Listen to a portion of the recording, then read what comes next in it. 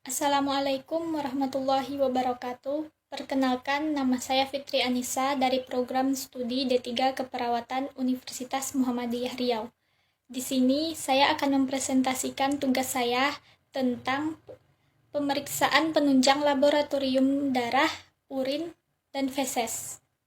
Baiklah, pada kesempatan kali ini kita akan membahas tentang pemeriksaan penunjang laboratorium darah, urin, dan feses.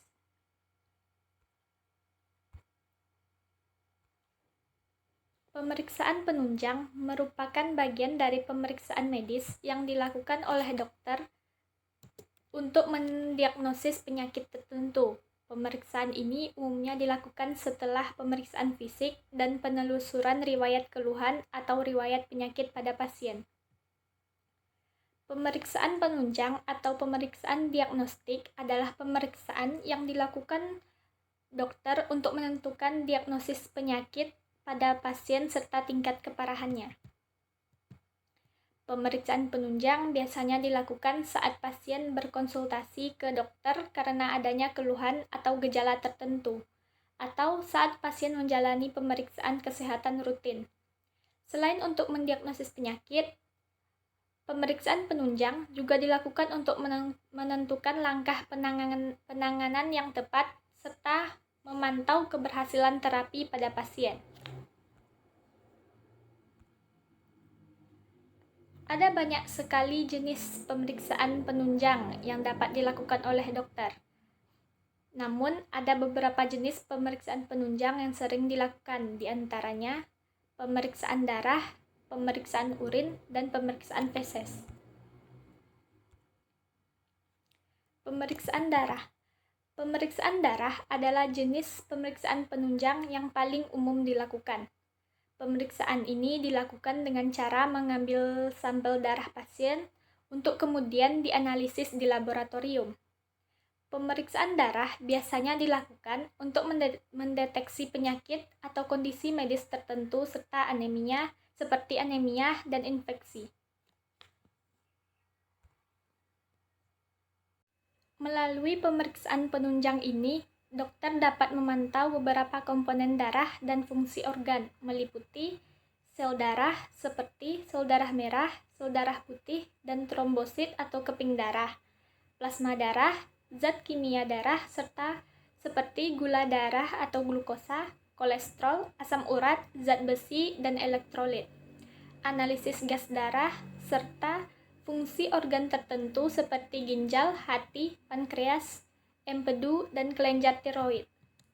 Sebelum melakukan pemeriksaan darah, tanyakan dulu kepada dokter mengenai persiapan apa yang harus dilakukan. Misalnya, apakah perlu berpuasa atau menghentikan pengobatan tertentu sebelum mengambil sampel darah.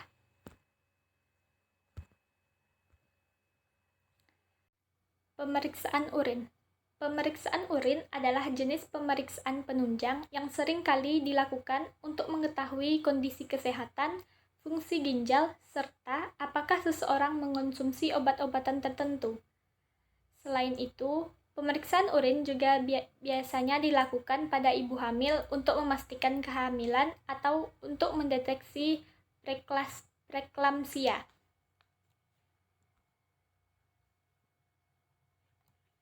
Fungsi tes urin merupakan bagian dari pemeriksaan kesehatan rutin, mendiagnosis masalah kesehatan jika mengalami gejala tertentu, memantau kondisi kesehatan jika telah didiagnosis menderita penyakit, menilai fungsi ginjal sebelum operasi, memantau perkembangan kehamilan yang tidak normal.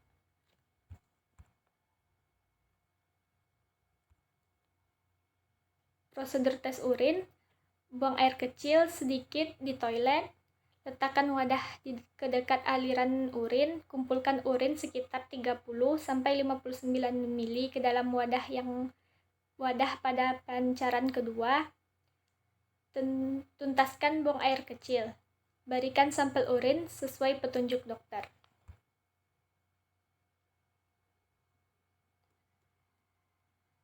Selama urinalisasi berlangsung, sampel urin yang telah diletakkan di dalam wadah akan diperiksa melalui beberapa cara, seperti pemeriksaan visual, pemeriksaan mikroskopis, dan tes dipstik.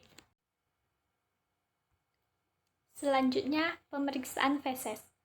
Pemeriksaan feses adalah serangkaian tes yang dilakukan pada sampel feses atau kotoran untuk membantu mendiagnosis kondisi tertentu yang mempengaruhi saluran pencernaan.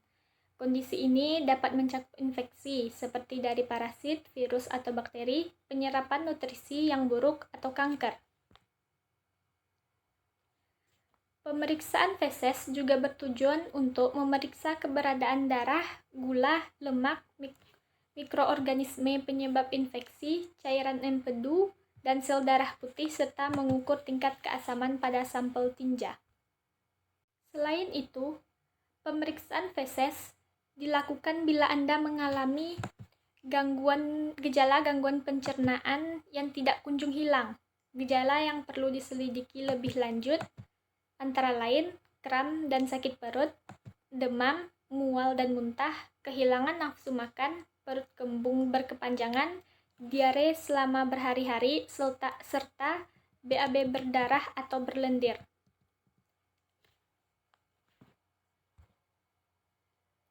Pemeriksaan feses terbagi ke dalam dua jenis. Yang pertama, tes darah samar untuk menentukan ada atau tidaknya darah di tinja dengan menggunakan zat kimia. Yang kedua, kultur feses untuk mendeteksi keberadaan bakteri yang menyebabkan infeksi pada saluran pencernaan.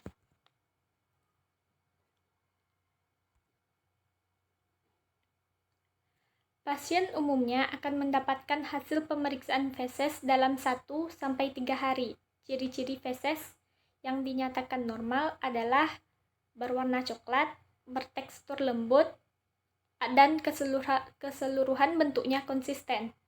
Tidak mengandung bakteri, virus, jamur, parasit, lendir, nanah, darah, serta serat daging. Mengandung 2-7 gram lemak dalam 24 jam. Mengandung gula kurang dari 0,25 gram. Memiliki tingkat keasaman 7,0 sampai 7,5. Sekian presentasi dari saya. Assalamualaikum warahmatullahi wabarakatuh.